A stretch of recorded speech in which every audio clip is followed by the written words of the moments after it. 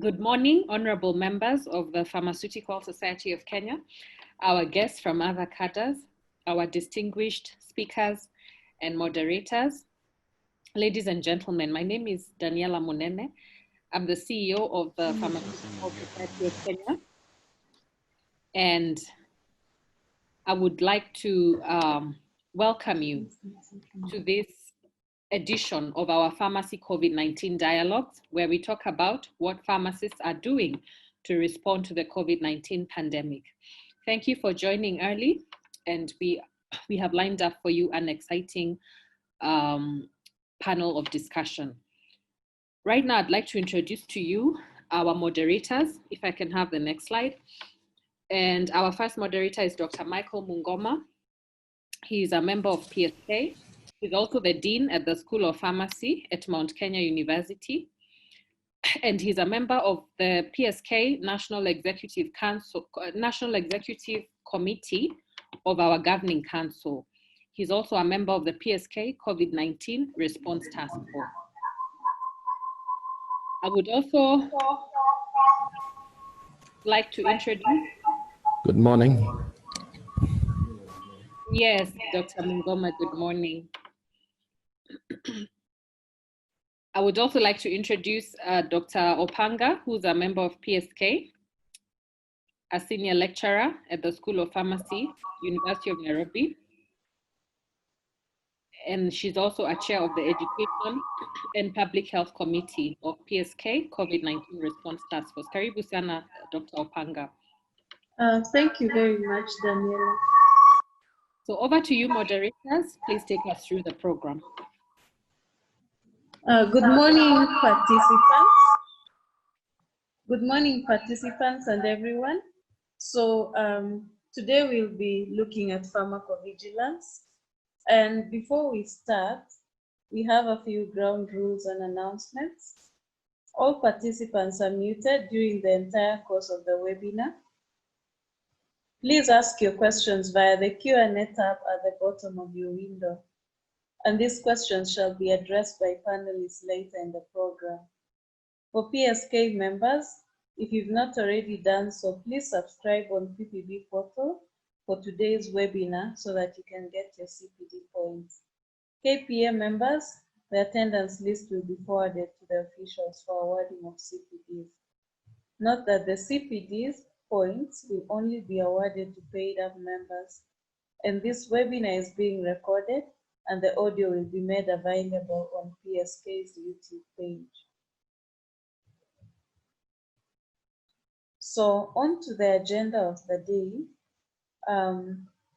We'll start at 11:10 with Dr. Christabel and then followed by Dr. Wangoi, followed by Dr. Christabel again. And then at midday, we'll do the Q&A for half an hour. Next slide, please. So let me introduce our speakers. Dr. Christabel Kaemba is the head of pharmacovigilance at the Pharmacy and Poisons Board in Kenya, and she's the vice president of the International Society of Pharmacovigilance Africa chapter. She has specialized in pharmacoepidemiology and pharmacovigilance at master's level and is currently enrolled for PhD studies in clinical pharmacology and pharmacovigilance at Karolinska Institute in Sweden, focusing on strengthening safety monitoring during mass drug administration.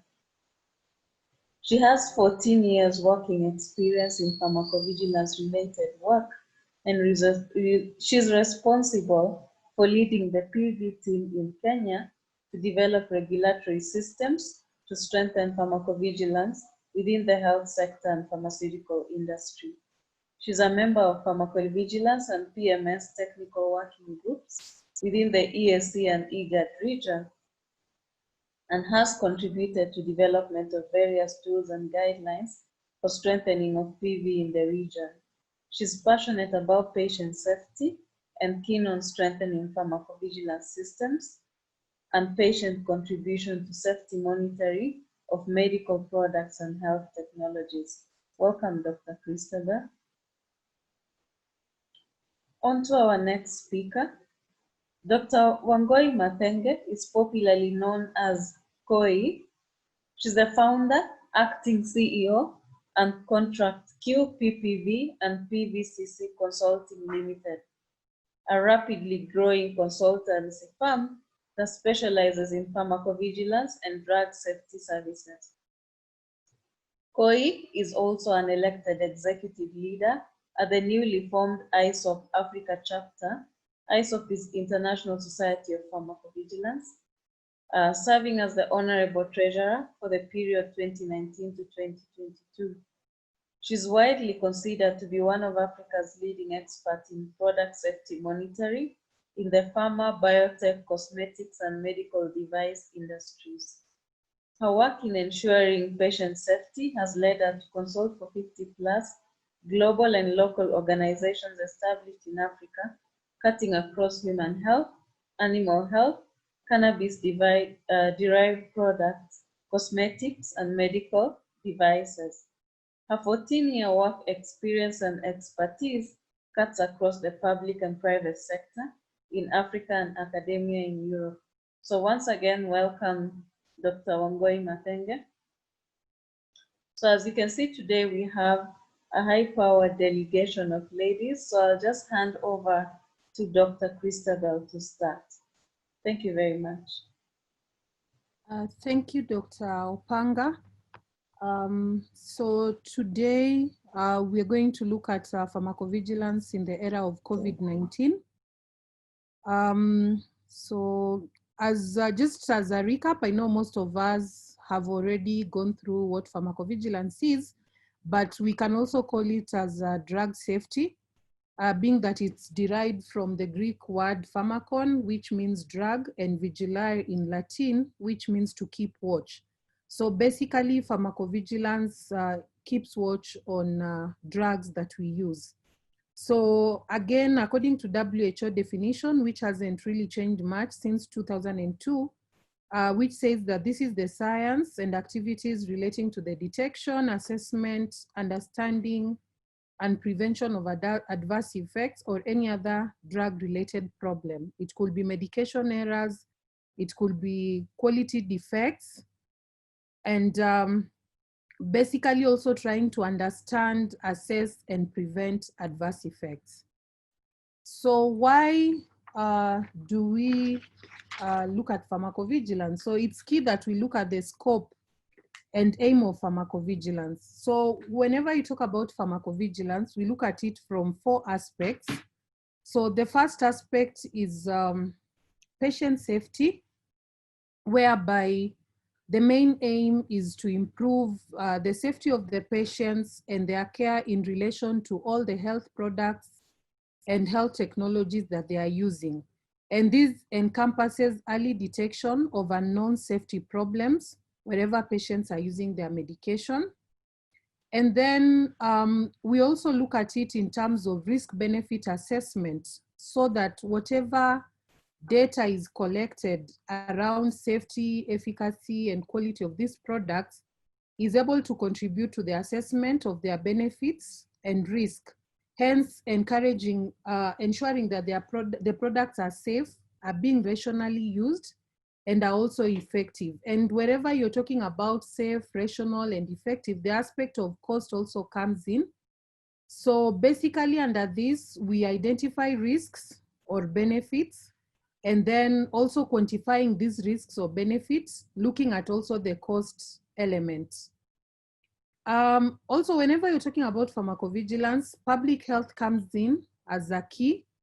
And basically the whole reason why we are monitoring the safety, quality, and efficacy of these products is to ensure that we improve public safety in relation to the use of medicines, medical devices, and vaccines too. So you cannot talk about patient safety without communication. So in pharmacovigilance, we also look at risk communication, risk minimization, and through communication, we are able to promote understanding and clinical training, and also offer effective communication to the members of the public and the health professionals, so that they are able to know how to monitor the products they are using effectively. So why do we focus on pharmacovigilance? As we are aware, there is need to continuously evaluate the safety of these medical products. Reason being, before the products are put on the market, of course, they've undergone some clinical trials. So basically, the safety of these drugs is monitored even before the products are exposed to the human beings. But we realize that the data may not be sufficient, and that's why now pharmacovigilance becomes key. So we all know that there is safety and efficacy data that is collected in preclinical phase, where animals are used to just test the effectiveness of this product. Then we have phase 1, where they use healthy volunteers to test the product. But I would just like to bring to your attention, despite the fact that they use healthy volunteers, we have special circumstances where they may use patients to be able to test the safety and efficacy in phase 1. For example, in cancer treatment. So here they might actually use the patient and not necessarily the healthy volunteers. And then we now have phase 2 and 3, which they use the humans in clinical trials. And we have phase 4, where now pharmacovigilance becomes more key. This is the post-market surveillance phase after the products have been put in the market. And we need to monitor the safety of these products after they've been put in the market, because during the preclinical trials all the way to phase 3, we appreciate that the data that is collected is not adequate to be able to be replicated to larger populations.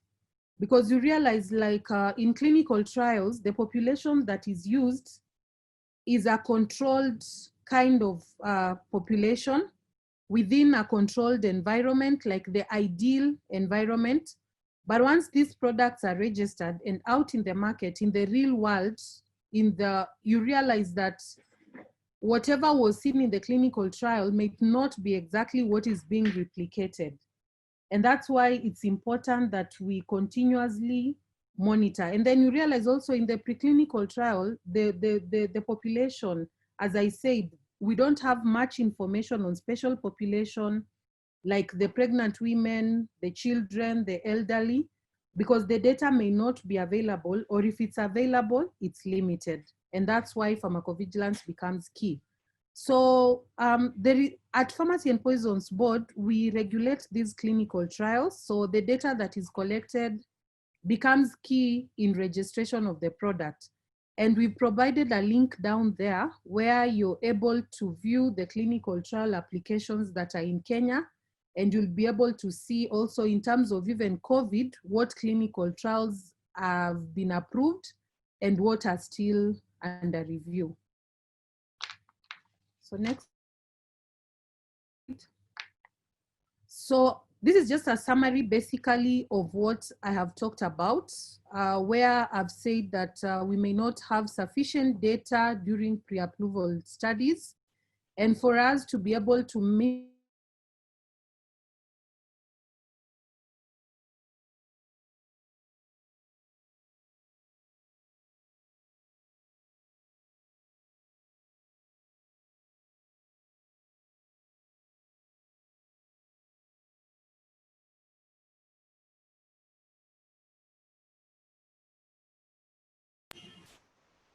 Thank you. Yeah.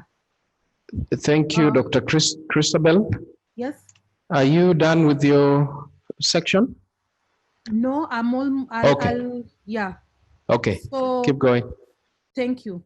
And then we also know that the pharmacovigilance reports will generate data that will help carry out evidence-based decisions. And then also treatment of adverse events also helps in managing the patients better and also giving confidence to the patients. Next. Next slide. Yeah, we also need to actively monitor carry out pharmacovigilance during COVID, because as we know, currently we don't really have approved therapies that are out there for treatment of COVID. And it has become a global concern that whatever information is coming out in terms of safety is limited. Hence, we have to actively monitor whatever drugs are out in the market. And it's important that we share information on any suspected adverse events that are being monitored and seen during the use of COVID-19 remedies. And one of the key things why we again are insisting that it's important we conduct pharmacovigilance, it's because we know that there are newly marketed medication and devices that are being used during this COVID, and it's important that we monitor them. And one of the key things, again, in terms of COVID-19, we realize that most of the therapies that are being used are either for unapproved indications or are being used as off-label. So I'll dwell a bit on off-label and unapproved indications. Next slide, please.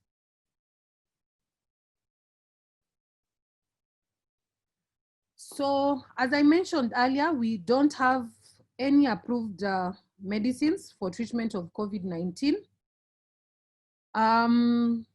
We've seen globally, they're using licensed medicines for indications that have not been approved for COVID-19. And by this, basically, this is what we refer to as off-label use. So it can either be off-label use, like for example, where we had hydroxychloroquine being used for management of COVID, yet we know it was initially to be used for treatment of rheumatoid arthritis or lupus. Or we could have compassionate use or emergency use, whereby we have a product that has not yet been registered, but since it has shown some potential efficacy in management of a condition, it is approved conditionally for use within a period until clinical trials have been completed and we have enough evidence supporting the product. And then now the product can be fully registered for use in general population. So under the WHO, there is a program, a framework that is monitored emergency use for unregistered and experimental interventions, where countries are able to pick up from this framework and have guidelines for emergency use and compassionate use authorization. So some of the countries that have adopted this include US FDA, that is the regulatory authority in US, and then Ghana FDA and Kenya, among others. So when you check on our website, you'll be able to see guidelines for compassionate use and emergency use authorization. Next. So again, we need to bring to the attention of healthcare providers that yes, as much as we are saying people can use off-label use and compassionate use approval, it is important that they have to comply with the laws and regulations within the countries. And like I've said, we have guidelines in Kenya. And then it is emphasized that prescription is done on case-by-case basis. And we have to make sure that we are tracking the off-label prescription, appropriate medication records are also kept. And as much as you're using the product, there has to be continued evaluation of the use and risks associated with this. So that's why it's important that this is reported to PPB, and this will help in coming up with data that will help in decision making, whether the product should be registered for the use or it should not be used. And then we also encourage that this is done under controlled environment to ensure that we do not have marketing of off-label use product for general population. Let's continue. Next slide, please. Yeah. So what information should we report when we are monitoring products during COVID and in the normal daily practice. So we are supposed to report any suspected adverse events, lack of efficacy, suspected quality defects, interactions, or therapeutic ineffectiveness associated with any of the medical products or health technologies. And then we need to report if there's any adverse event or adverse drug reaction that occurs during the use. And we need to report even if an adverse event does not occur, but there are incidences of overdose, whether it was intentional or unintentional. So these are medication errors that need to be reported. Instances of misuse and abuse also need to be reported, and non-approved use, that is when you use products off-label, you need to also monitor and report. And also in special populations, if mothers or pregnant women are exposed to products, we need to also document this because the outcomes become important and we are able to know if they are impacting on the children or not. Next. So next slide, please. Yeah, so at a minimum, we have to make sure that we have an identifiable patient, meaning whenever we are reporting, we have to give demographic data, like the date of birth, the patient initials, the file number, to just help you follow up on that, and then the gender, the race. And we need to have an identifiable reporter so that for purposes of follow-up, key is the event. What is the adverse event that occurred? What is the special situation that occurs? What was the outcome? And then, of course, the suspected molecule. But as much as we only report, we report suspected event, we also need to know the concomitant medication or products that the patient is using. So you can always remember that acronym PrEP to help you be able to remember what are the minimum requirements. So where should you send these reports? So with the COVID-19, we know we are discouraging the use of paper, and good and lucky enough, PPB has an online portal where you can click in and you'll be able to report any suspected adverse event or suspected poor quality products. Next. So who should report? So basically we are saying all healthcare workers are looked upon as being people who can report. So currently within COVID, anyone who is in the front line interacting with patients is expected to document and report. And then we also have PV focal persons within the counties, and some of them are actually part of the pandemic response committees and subcommittees. And we encourage them to be keen watching out for any events. Market authorization holders are also expected to report. And as I mentioned, we have clinical trials that are going on, and it's a requirement by PPB that any facility that has a clinical trial going on, they must have a clinical trial pharmacist who needs to report. And then, of course, the patients themselves are supposed also to report. So I'll now hand over to my colleague, Dr. Wangui, to take us through some of the challenges that are currently being faced in terms of pharmacovigilance during this pandemic. Over to you, Wangui. Thank you very much, Dr. Christabel Haemba, for that insightful presentation so far. I want to remind all the participants again to send in their questions through the Q&A tab at the bottom of the screen. And these questions are going to be attended to at the end of the presentation. Thank you. Dr. Wangui. All right.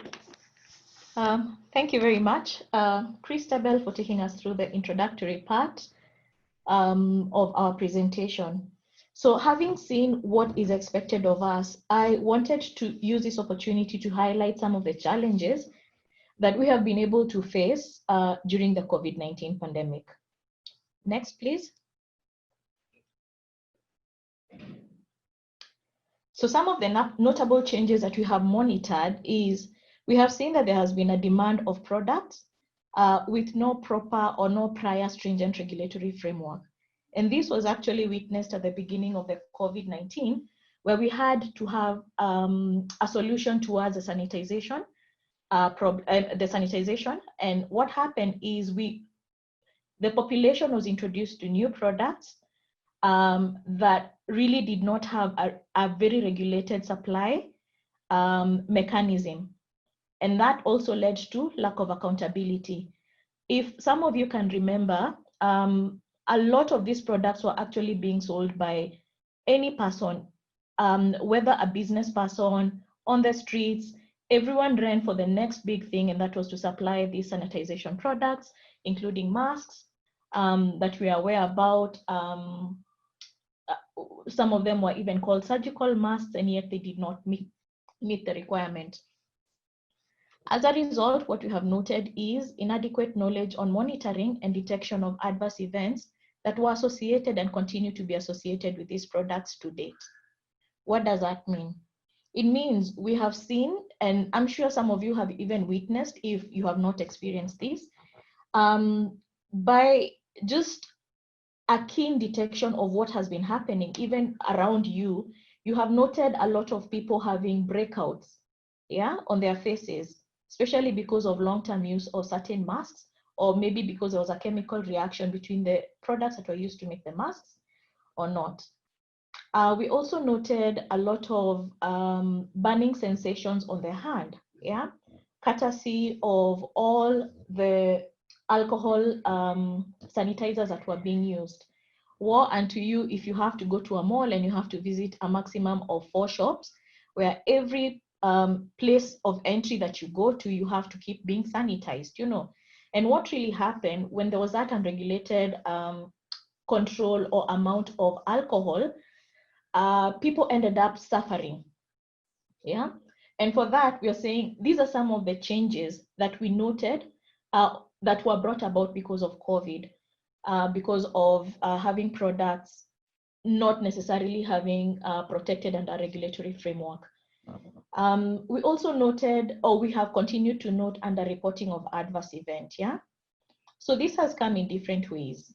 One, off-label use of currently registered products, all in search for a treatment, cure, or a remedy when it comes to management of COVID-19. Unfortunately, what has happened is the safety reporting of these drugs, especially on this new indication, that is the remedy of COVID-19, is still significantly low. And I also want us to take us back to, especially for patients who are already, for pharmacists and healthcare providers who are currently in the COVID-19 treatment centers. We know that is already a regulated center, or restriction is already in place whenever we're monitoring and managing a patient with COVID-19. What we're encouraging is for the pharmacists who are already stationed there, one of the primary things that they need to advocate for is also to see whether the particular management of that patient is associated with an adverse event, and that should be reported. Additionally, what we are seeing is healthcare providers generally have a better understanding, or they have a good enough understanding, and they value the essence of reporting, adverse event reporting. However, what has happened is many may not be aware of the mechanisms for reporting, especially using the current methods of reporting. What do I mean by that? A lot of pharmacists and healthcare professionals have noted, okay, let me change my mic. I hope I'm audible now. A lot of healthcare professionals have noted that the mechanisms for reporting adverse events are still in their outdated manner. What that means is people are still, when you notice, especially in the public sector, a lot of healthcare professionals are still using the paper form, the yellow form, the pink form, to report the adverse event. That is not wrong. What has created an issue is where someone insists on sending those forms via a courier. Remember, an adverse event is a timeless activity. So if you end up sending an activity, if you insist on reporting using the paper form and having it submitted to the regulator via a courier, you are already adding more time into an action that could already easily have been detected, monitored, and the risk alleviated to the patient in the right format and in the right time. Moving into the private sector, again, we are also noting a bit of outdated systems when it comes to reporting adverse events, either outdated systems or systems that are not integrating to one another. What do I mean by that?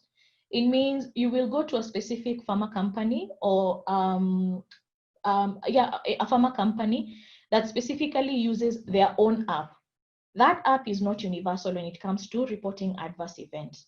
We also note, especially for those who are working at the distributor level, wholesaler level, who are acting as agent for some of the marketing authorization holder, you may find, especially the PV focal person, having more than 20 different forms for reporting adverse events specifically to each EBH.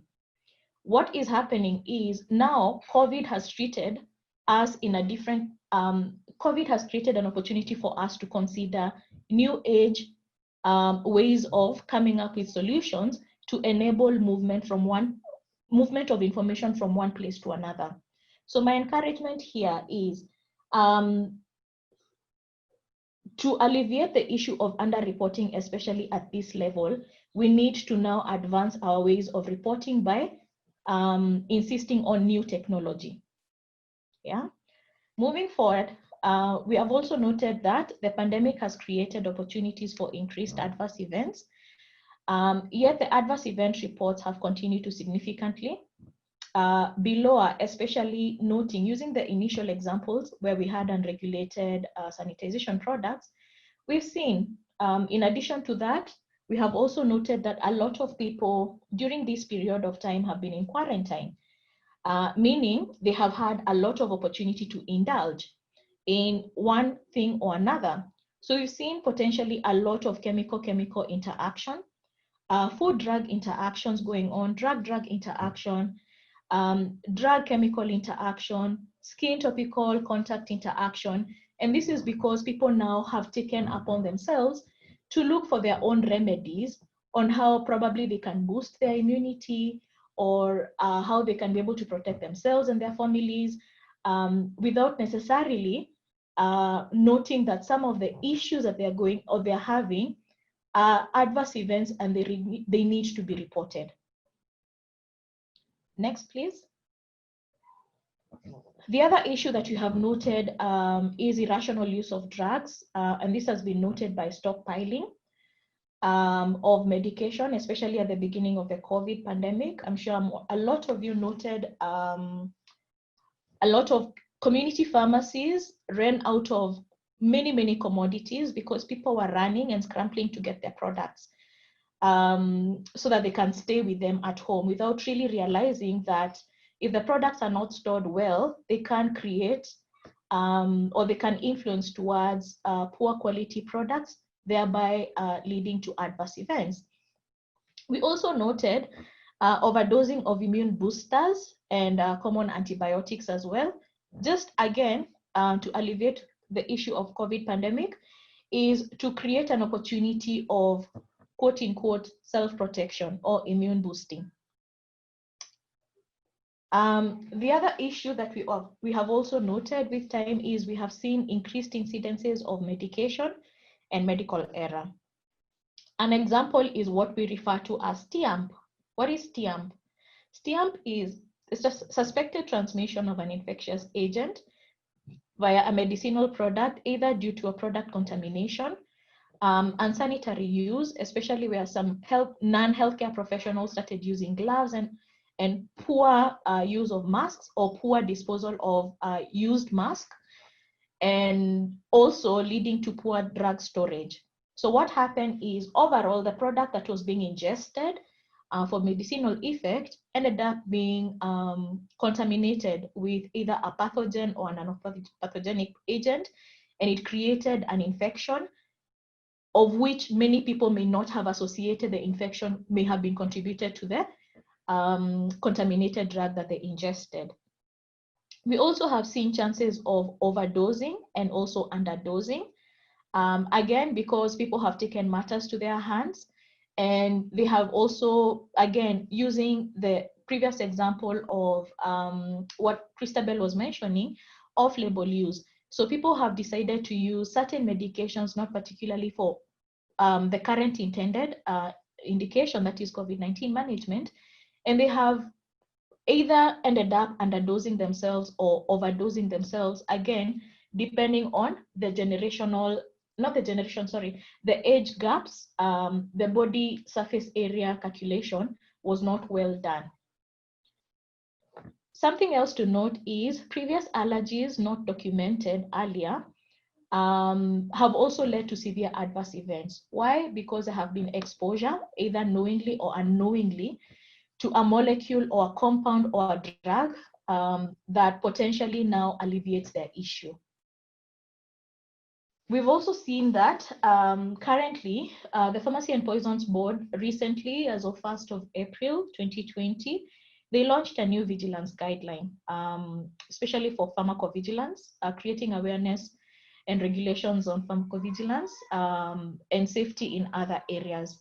However, we have continued to note on our part that local guideline PV awareness attributed to the content that is already in the guideline has still been at an all-time low. And this could potentially be because there has been inhibition on current, inhibition due to budget cuts and limited movements.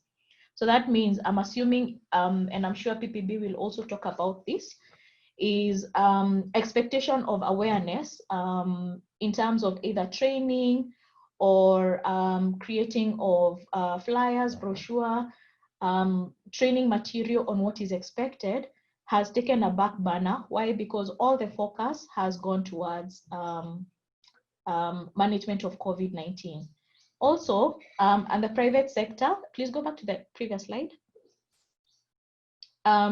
Also, on the private sector, that has also meant that the PV training that are currently available to offer to participants, a lot of people have not been able to put funding for training for PV, whereas there are other bigger issues to sort, courtesy of the COVID-19 pandemic. And that we have noted is as one of the challenges that have been brought about in our healthcare sector due to COVID-19.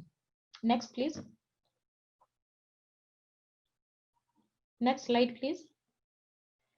We've also noted inadequate local scientific data. So there has been either lack or lower scientific research and publication from local pharmacists based on their observation of challenges that they face due to COVID-19 pandemic. Some of the literature would have been paramount, especially either at the local level or the global level, for someone to just monitor, note, read, understand, research further on what are some of the different peculiar challenges that pharmacists in different areas have faced, so that either we eliminate the issue of reinventing the new wheel, a new wheel or whatnot, that has been lacking over time. Yeah. We've also noted that there is some optimal use of pharmacovigilance and pharmacoepidemiological studies, especially in our region, where we are expected to advocate for scientific verification of treatment outcomes through benefit assessment.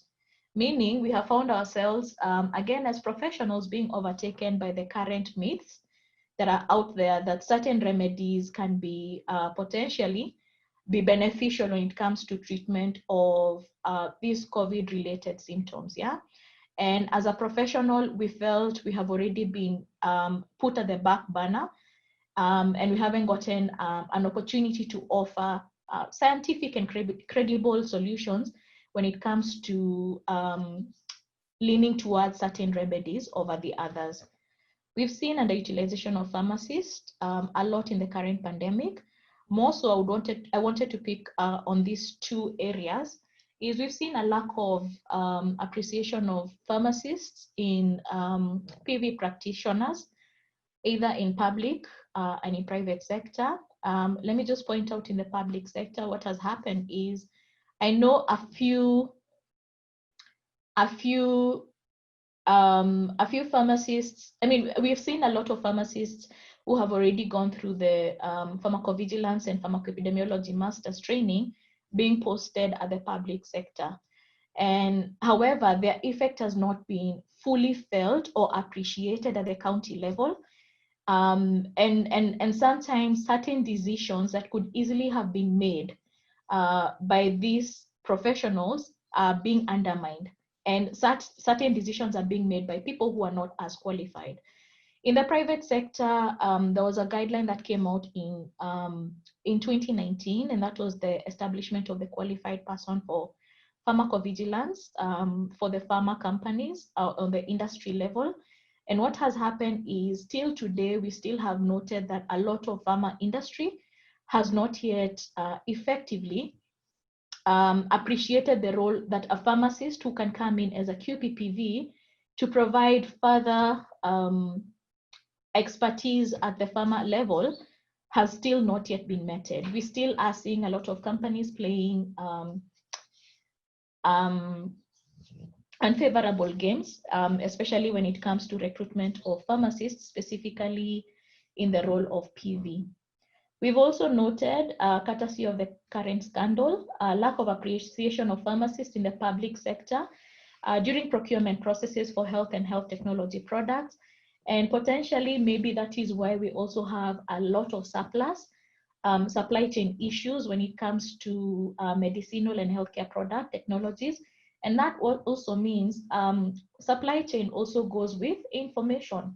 And some of this information that we're talking about is a safety profile of the drug. So the reverse mechanism of it all, that means now these products being followed up by safety reporting is not happening because the role of the pharmacist or the healthcare professional out there is being undermined for one reason or another.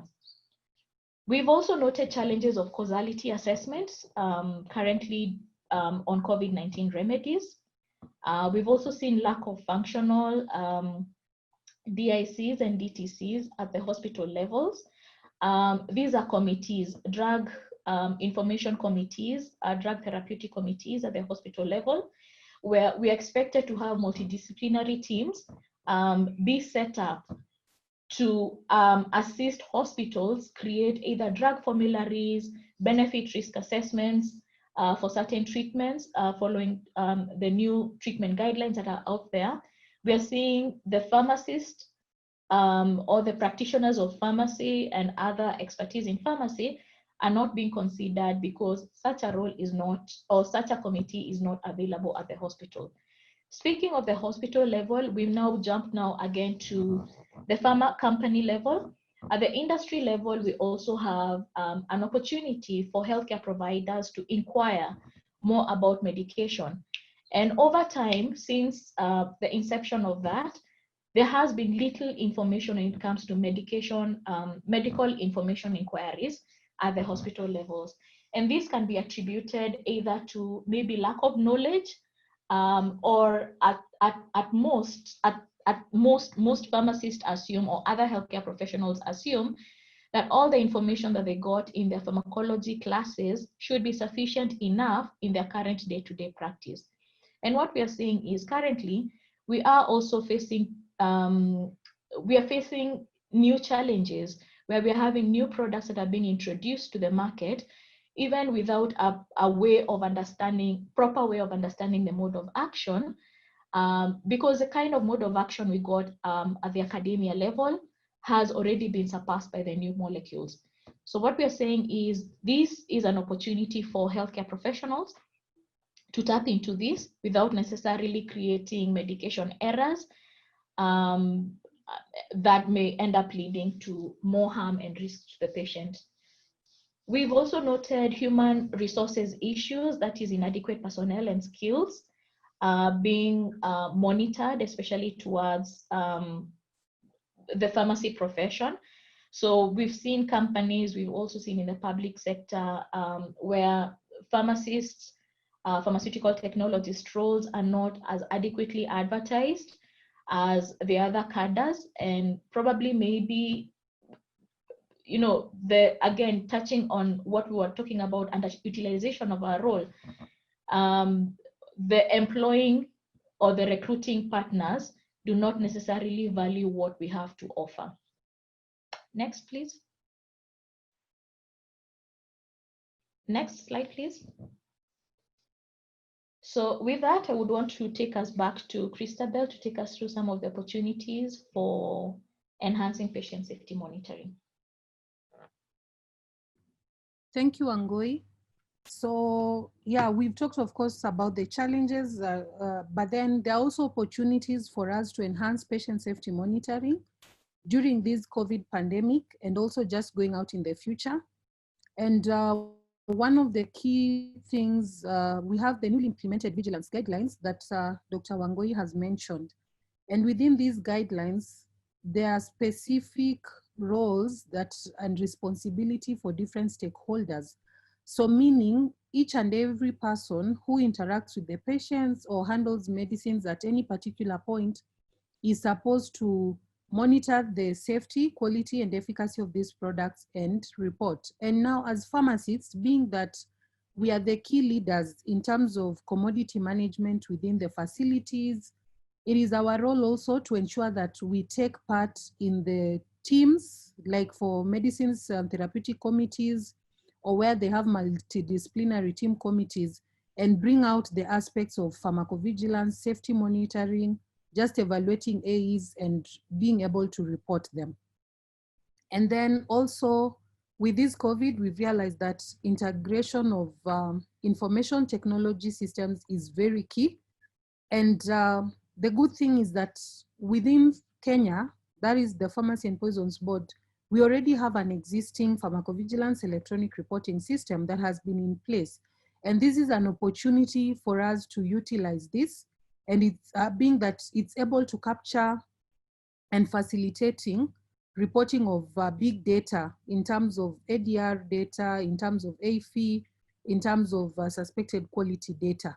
So again, just within this, just to also update that PPB is continuously working on improving its systems. And currently the pharmacovigilance electronic system is undergoing reviews to just upgrade and be able to take care of not just adverse drug reactions to medicines, but we are also now going to be incorporating the adverse event monitoring, adverse event following immunization form.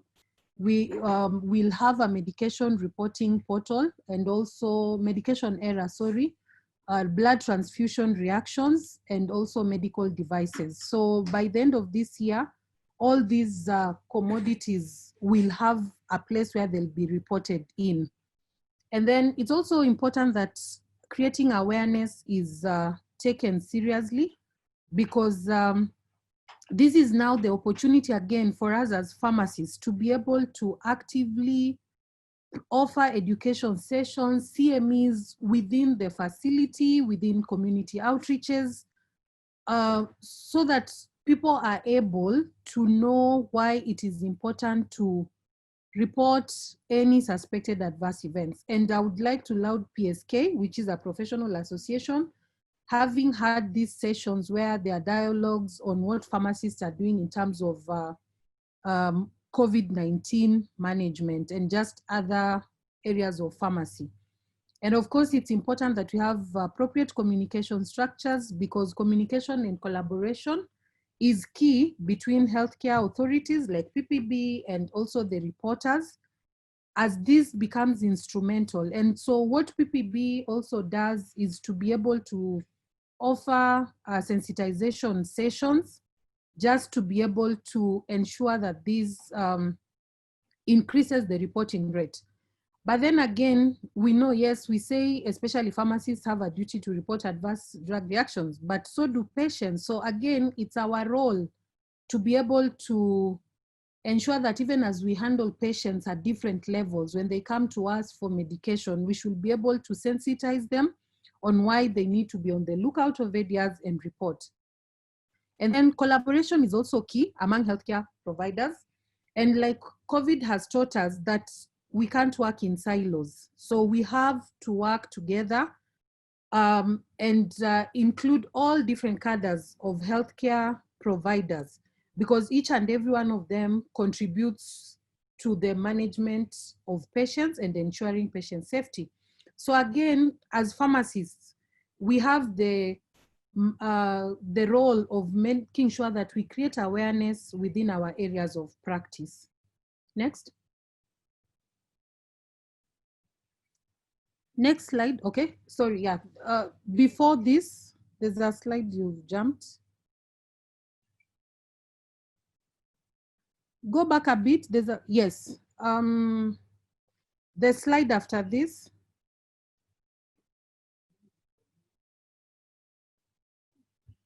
Oh, sorry. I think there's a slide that has been jumped. There was some information after. Let's just continue to where I was. I will just talk about it. So before this, just still under the previous slide where I was talking about collaboration being key amongst healthcare workers, PPB has put in place some strategies of just ensuring that we are enhancing patient safety.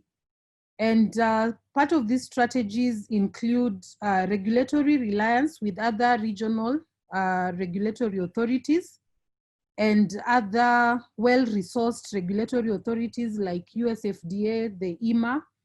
And this is basically to be able for us to share information expeditiously, like once one information has been passed to another NRA, we can use this. So PPB has also been conducting risk-based quality surveys, more so sanitizers, to ensure that, and this has been done also working closely together with KEBS. So a survey has been done where sanitizers have been randomly picked across the country, and these have been analyzed to ensure that they are meeting the KEBS requirement, since KEBS is the one that has set the standard mark for the sanitizers in the country. So currently there's also a risk-based survey going on masks, and this is based on the fact that we've had reports where people are getting reactions to masks. So it needs to be ascertained, is it the quality of the masks, or is it just that people are sensitive to this due to occlusion because of wearing them for long? And then we've also seen reports where some of the masks are not of good quality. So again, KEBS and PPB working hand in hand to ensure that this is looked into.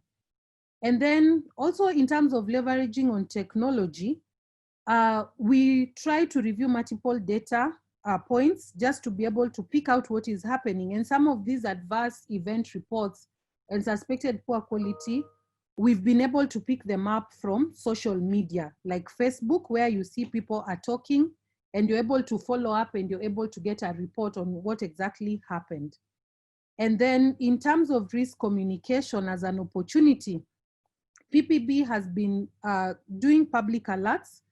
And an example is hydroxychloroquine, where people were all up and everyone was trying to get a hold of hydroxychloroquine, but we communicate to them, telling them what are the risks of self-medication by using hydroxychloroquine without being under a doctor's review.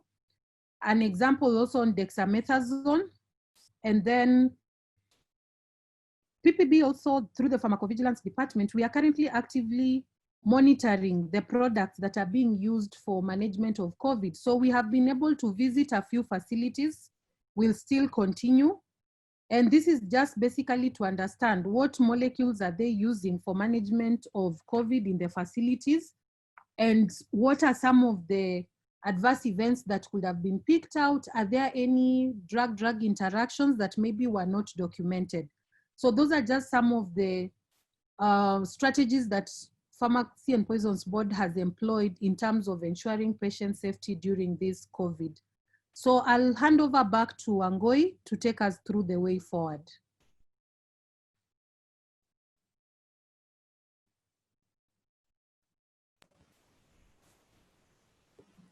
Wangoi, Dr. Wangoi, are you there? Yes, I'm here. Okay, okay. All right. As we conclude, let us look at some of the way forwards for us. What should we look out for? I would encourage for us to introduce or to consider heterogeneous sources such as randomized controlled clinical trials, real-time observational studies, spontaneous adverse event reporting, introduction of non-interventional studies as useful tools when it comes to assessment of safety, when it comes to safety assessment of the products that we're using for our patients. Why? Because these are solid areas that we can be able to extrapolate data for the policymakers to make decisions whether to continue or discontinue the use of the proposed product in clinical care and in research. We also have a collective responsibility, and I'm sure we have been able to expound on that during our whole presentation, is that it is our collective responsibility, everyone sitting here, and even to your colleagues, as long as you're called a healthcare professional, it is our collective responsibilities to support and to ensure collection of drug safety or any product safety matter on that matter, to do it on a timeless manner, provide causality assessment and real-time signal detection, because this is critical. It's critical when we are able to immediately consider the risk benefit assessment of the product, especially because we are dealing with patients. We are dealing with a human life. We also have opportunities for pharmacovigilance experts, clinicians, regulators to collaborate, because we are seeing that assessment of suspected adverse drug reaction reports, especially when it comes to causality appraisal, is an extremely difficult task. And if you continue working in silos, that becomes a task that is near impossible for us to accomplish. So next, please. So what are we leaving you with? Should you have any adverse event related queries, yeah? If you're not so sure about the criteria when it comes to adverse event reporting, if you still require a bit of sensitization on the safety profile of the product that you're handling at your level, these are the contact details that you can reach out to. Reach out to PPB via the information that is provided over there, or go further and also reach to the qualified person for pharmacovigilance of the MAH that has been impacted with the product that you're using. So that is it from us. We hope that the information that we've provided has been informative for your day-to-day practice. Thank you so much, Dr. Wangui and Dr. Christabel, for engaging us so well in the last 1 hour. I think the presentation has been quite detailed and quite heavy, which is a very good thing. I'll jump straight to some of the questions that are being asked. There is Dr. George Mugi, who says, thank you, Christabel, for the presentation. Kindly outline the procedure for approval of clinical trials for herbal products or extracts on COVID-19 patients. Are there any ongoing trials for herbal products or plant extracts? Yes, so currently there are no approved or ongoing clinical trials for herbal plant extracts at PPB.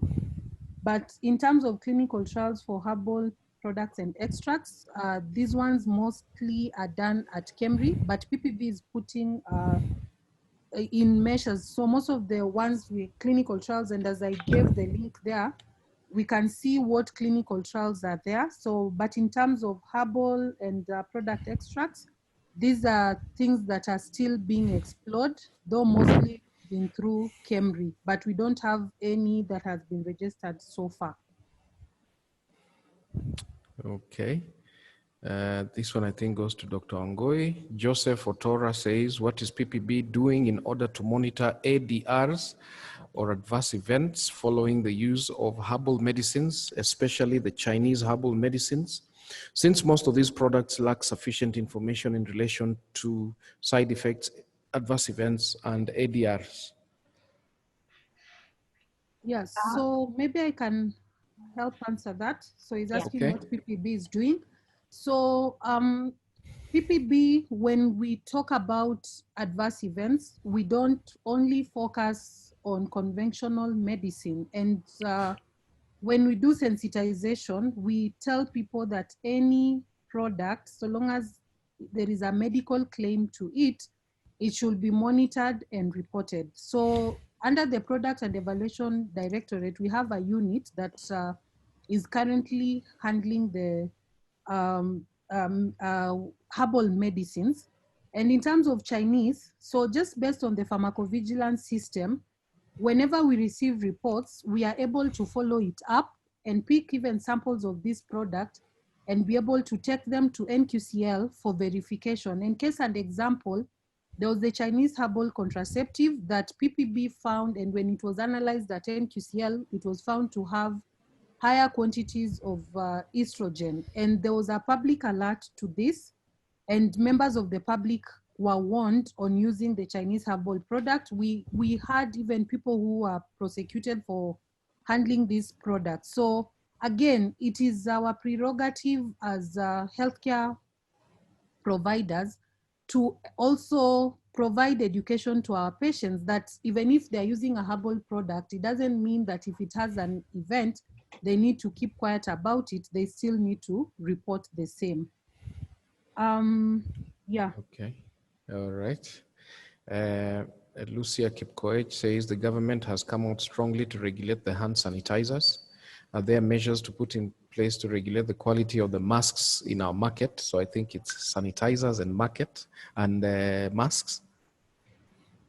Yeah, so as I mentioned, the masks also, currently there is a standard that was given by WHO and PPB shared this. And then we also have the KEB standardization mark. And as I mentioned that we are doing risk-based surveys. So the sanitizers, that one has been handled. So for the masks, again, there is discussions that are going on how to be able to regulate the quality of this mask better between PPB and KEB. So there are strategies that are being put in place to just ensure that whatever is in the market will be of good quality. But we all need to appreciate, again, this is a new area that hadn't been looked at before. So there are also learning lessons that the regulators, the different regulators are picking, just trying to make sure they have better strategies in place. Okay, thank you, Dr. Christabel. Maybe this can go to Dr. Wangui. There are comments out there sometimes as a challenge to pharmacovigilance, and sometimes they say there's a priority of efficacy over safety. What would be your comment regarding that priority over efficacy over safety? My response to that is to advocate for qualified experts to take part in the decision making for that matter. At the end of the day, my statement and my contribution to this discussion is we are dealing with a life matter. We are dealing with a life matter. We're dealing with a patient. As far as we're able to consider that wholesomely, becoming patient-centric in our decision making, that should be able to alleviate some of this issue. So in that regard, I would advocate for more lobbying, especially from a scientific point of view, where benefit risk assessment is crucial when it comes to making that decision.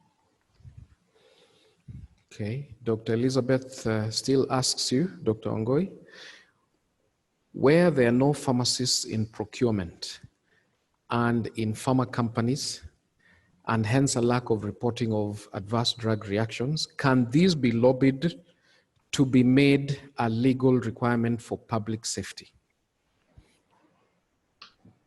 Why not? I say, why not? The mantle is with us. It's up to us to make sure that the public becomes cognizant of our duties, our roles, our importance to the society. And the beautiful thing about it is PPB continues to provide us with guidelines that can also be pushed further to be inserted into the legislations.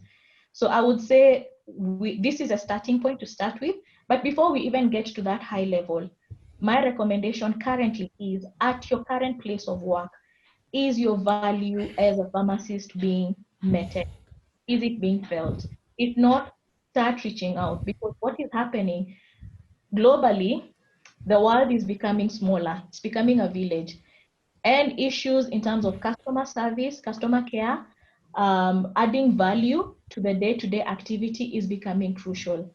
It's no longer about just creating a position for the sake of. What value are you bringing on the table? Okay. Dr. George Mugi again is asking, is there any collaboration on hand sanitizer regulation between KEBS and PPB? At least he has seen KEBS warnings, warning the public on the use of certain products they deem substandard.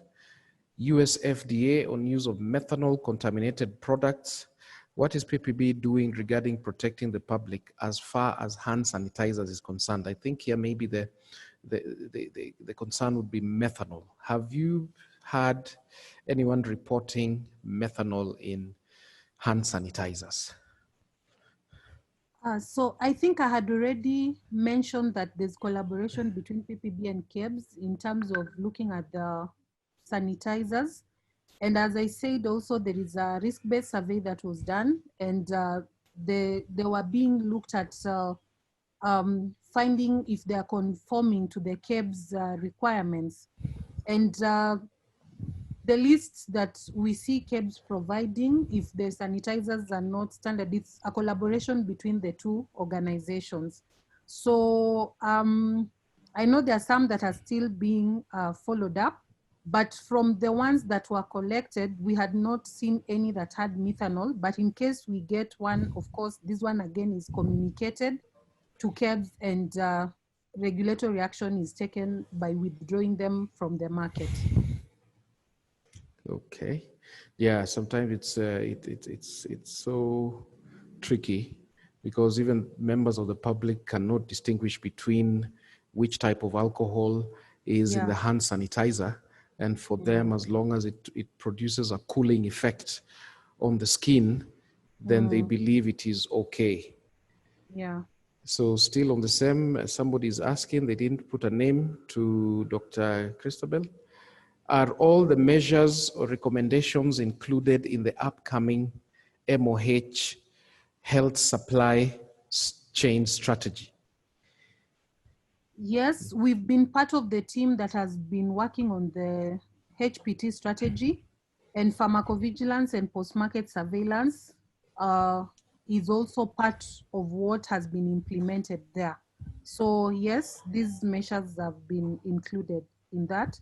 And also just to mention the currently being reviewed medicines and therapeutic guidelines, pharmacovigilance also has been enshrined in it, just to ensure that all aspects of commodity management at any level, safety and efficacy monitoring is also key to that.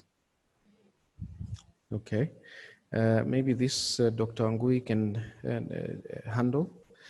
How do we involve consumers and drug manufacturers more to provide a better approach to reporting? One, we can start by having organized groups, formation of organized groups to help in lobbying, creating awareness, advocating for training, on-the-job training on some of the activities that they can be able to do. I think coming together should be the first step, and this now would lead now to lobbying and also requesting for training, organized trainings by the different institutions that are offering trainings in pharmacovigilance, including PPD, University of Nairobi, my company as well, and we can be able to solidify what is expected when it comes to safety monitoring. Okay. Yeah, because sometimes consumers out there really don't know where to get this link, you know, and unlike certain other products that have labels, clear labels, that will tell you in case you have anything, in case you have any inquiries, please contact us on this. You know, there could be other products in the market, including natural products, herbal products, or other forms of alternative remedies, where people just buy them.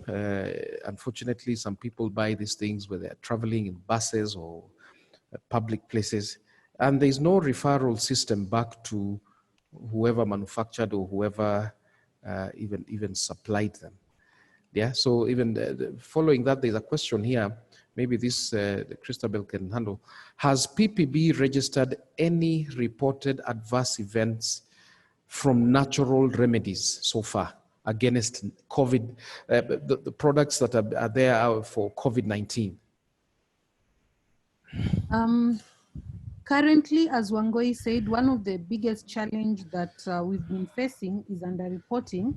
It's like when COVID came in, people have forgot that they need to actually monitor anything and report. So as it is right now, we don't have a specific herbal remedy report that has been sent to us in terms of any suspected AE. And we are hoping that with this sensitization and the sensitization that we are currently doing, people will be able to pick it up and report to us if they come across any. Okay, so it seems like people are consuming, and there are those that are distributing, and I think it can be, I don't know how to describe it, but if nobody is reporting anything, it could be anything. Yes. I think that's the way to put it, because some of these products also are given in secrecy, and some of these products, some of the suppliers don't really want to say exactly what is in there. And sometimes it makes it also very difficult for the consumer then to come back and report, because part of the question would be, what did you consume?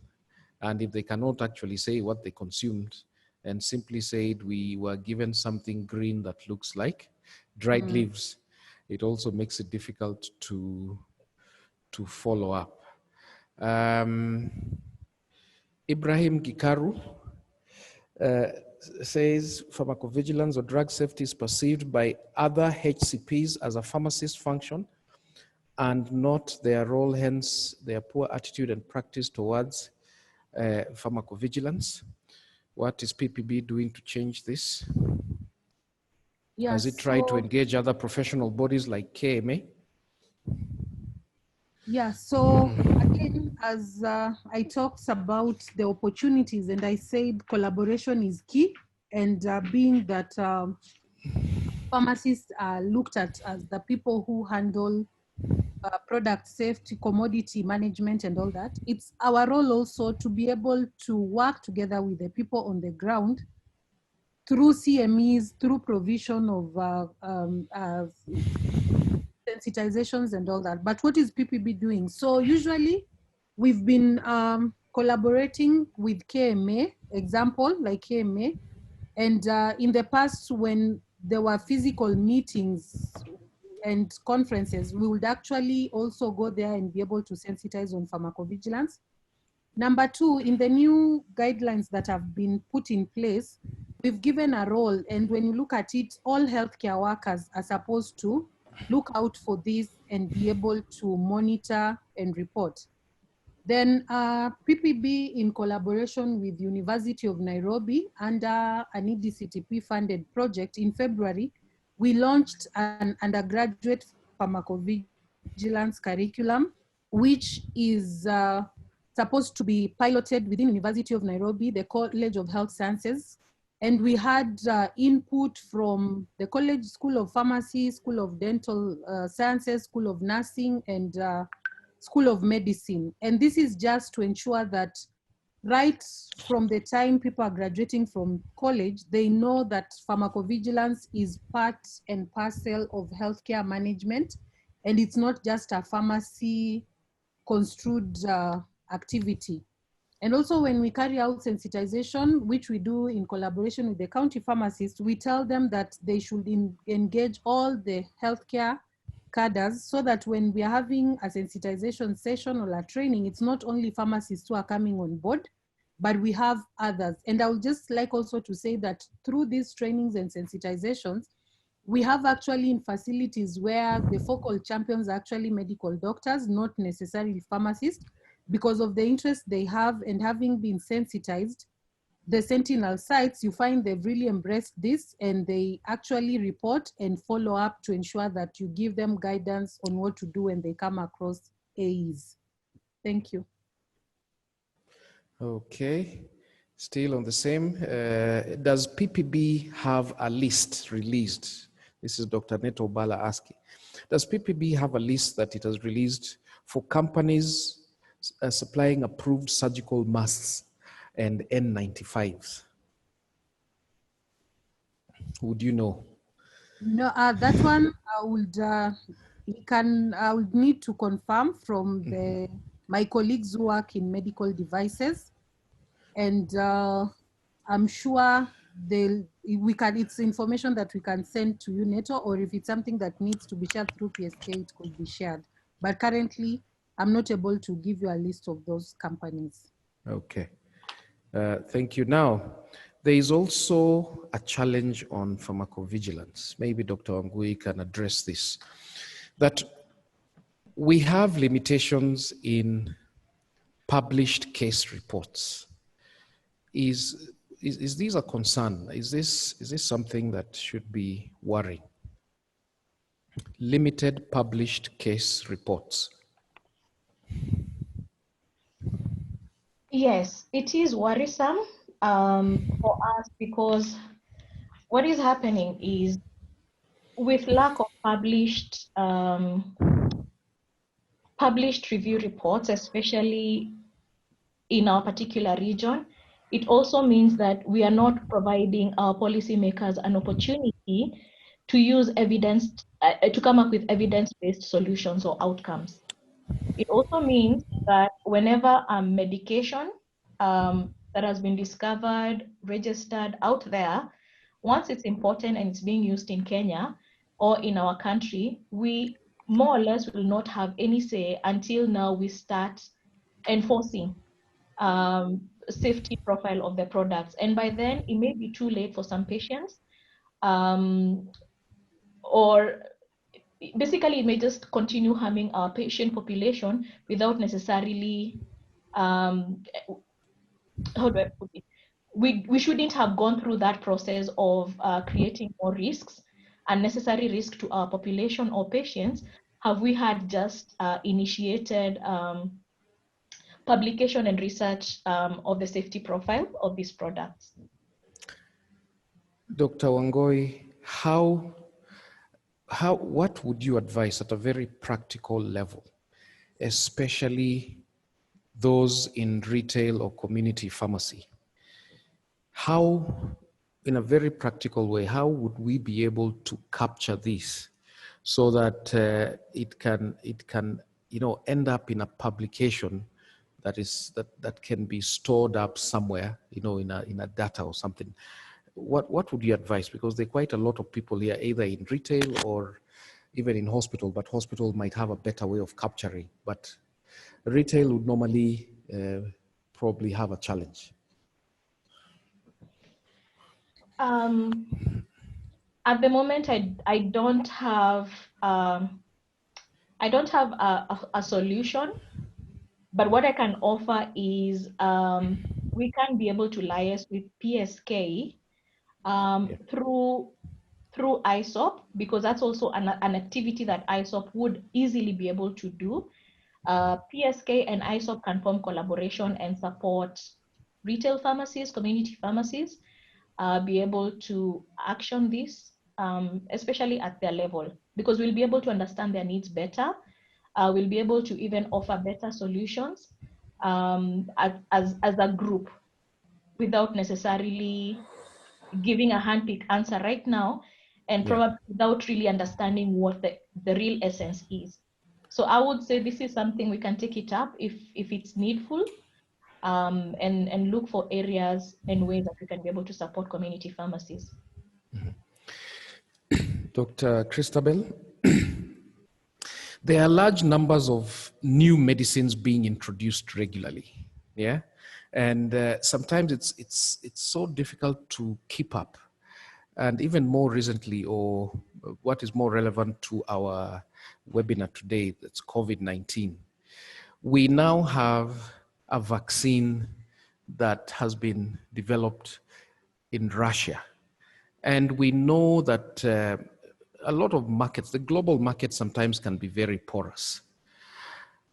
How does PPB cope, or how does PPB deal with the large number of new medicines being introduced regularly? So, as you said, in terms of, let's say, maybe even the COVID, so in terms of vaccines, these would, of course, come in either as clinical trials or if they are coming in as products that are being fully registered. So PPB has guidelines for emergency approval of products, like currently within COVID. If we were to get for expedited approval in terms of pandemics or public, general public need. So we also have clinical trials that were put in place for expedited review during such cases for pandemics. So like for right now, if a vaccine was to come in where they need to go under clinical trial, there are mechanisms that have been put in place for expedited approval. And then, as I mentioned, when it comes to regulation, and this is also being encouraged even globally, there is the aspect of regulatory reliance. So through regulatory reliance, you don't work in isolation. An example, in terms of vaccine registration, we have the AVAREF forum, whereby it is a forum that has different regulators, and what they do is to work together, and should there be a vaccine that needs to be expedited in terms of registration, they do joint reviews. So this saves also on time that will be spent by each and every country working together. And what this does is that it brings together a pool of expertise, and you're able to review this data together and get the products now registered at a shorter time than if the country was doing it individually. In terms of medicines, also through the regulatory harmonization, like Kenya is a member of IGAD, that is Intergovernmental Authority Department for Development. We have East African Community REC, whereby again, there is the joint assessment that is done. And this again helps in reducing the number of time. And then again, we have regulatory reliance, where you can also look at if the products have already been registered in the well-resourced. Nowadays, we don't call them stringent regulatory authorities, but they are called well-resourced regulatory authorities like EMA or USFDA. Again, the data that is from this can be looked upon, and it helps in making decisions. We have WHO program that does pre-qualification, and these are just avenues that regulatory authorities, Kenya being part of this, can leverage on to ensure that you still follow the law, but you try to leverage on available pool of expertise globally. Thank you so much for that detailed answer. I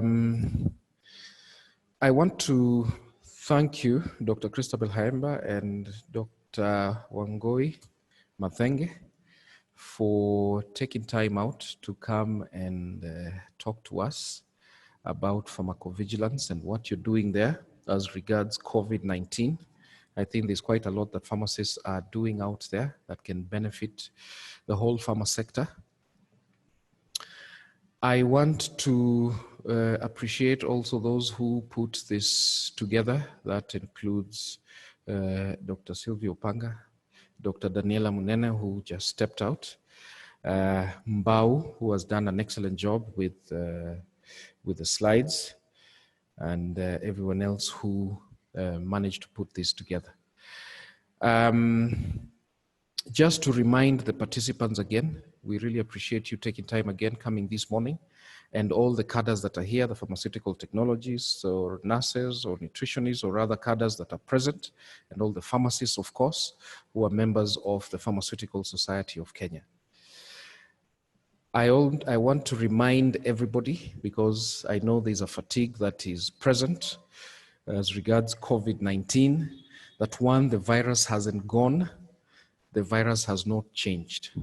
I was just listening to something in the morning, and this caught my attention, that this virus is like an animal, like a zebra. So the stripes are still there, whether this zebra is in Fiji or this zebra is in Brazil, this thing is still there.